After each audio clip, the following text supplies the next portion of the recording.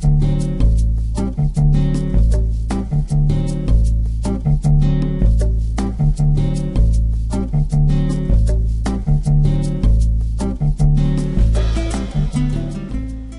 morning, everyone. Welcome to the Stock Market Morning Prep video for Wednesday, May 20th. Well, we didn't really go anywhere in the markets. Very quiet. If anything, price action was not what you wanted to see if you were a bull. So we kind of popped up a little bit. We tried to make new highs. We did make new intraday highs for the S&P, and I believe it was the Dow, but we kind of rolled back over, getting close to the end of the day. So a lot of nothing. Today is FOMC minutes at 2 o'clock, so I think this morning, is going to be very slow going into the 2 o'clock announcement. Okay, now, what do we want to see? Obviously, if they're going to be hawkish or dovish on their comments, and that's going to send the markets one way or the other. So I think the markets are going to really wait to see if they're going to make a move in June on interest rates or they're going to wait till December. We did have a lot of soft economic data, so that kind of fueled a little bit of stock market buying, risk on, if you will, because of the fact is now if the Fed is seeing all of this weaker data, they're going to wait and push this thing out until December or maybe even 2016. That's why the market rallied. However, yesterday we did come out with some great housing starts, really doubled. We're looking for a little over 5%. We got over 10%. An increase in housing starts. So that was actually very good, actually a big surprise. And I think that's why the market was a little bit soft. So you have market participants really kind of pushing both ways. We're buying the market because the Fed's not going to move, or we're going to sell the market because the Fed is going to move. So really this is what you're getting, a lot of back and forth. And we did break out of these ascending triangles and symmetrical triangles. We are holding above the line, which is bullish, but that could change quickly. News trumps the charts, as we all know. So we have to wait patiently until after the Fed minutes today. Now, another thing I mentioned is we usually get reversals of the current trend going into a large weekend. I mentioned that yesterday.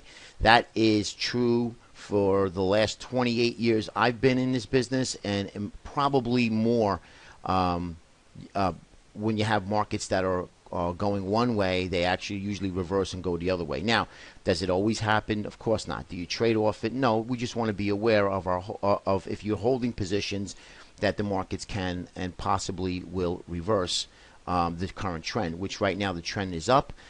We could get a couple of soft days going into the holiday week. And also, it is a large weekend, Monday, Memorial Day weekend here in the States, and the markets actually could reverse because a lot of people may not want to hold positions going into a long weekend because obviously anything can happen, as we all know. All right, so let's just go right into the indices.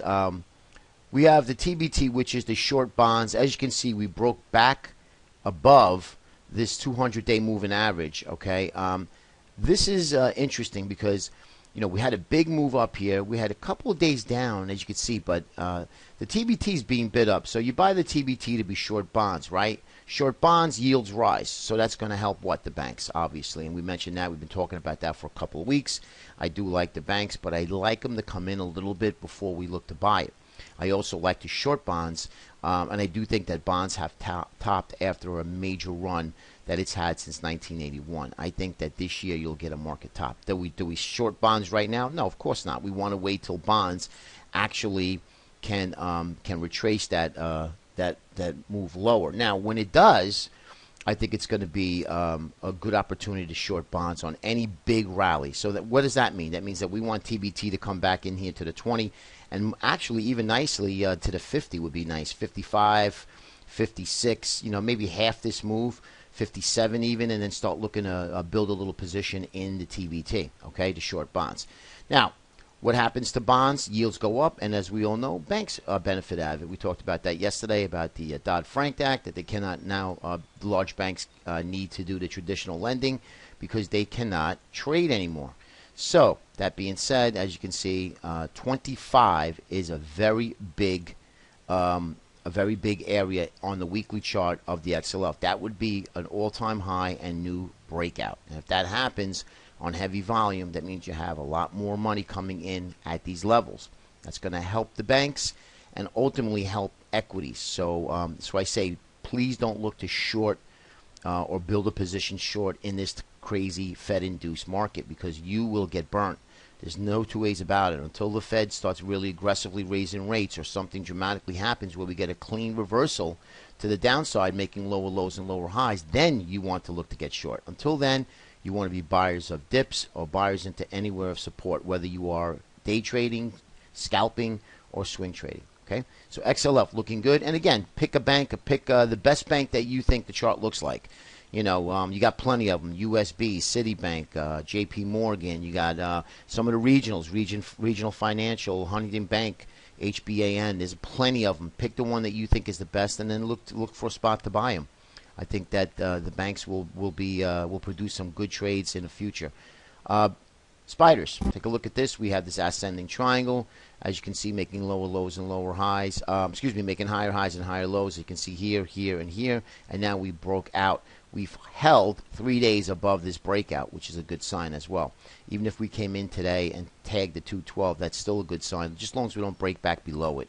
And then if that's the case, then we're going to look to hold the 20-day moving average. Okay, but right now looking good. Momentum indicators pointing higher. Again, all on low volume, though. That's a big concern to me.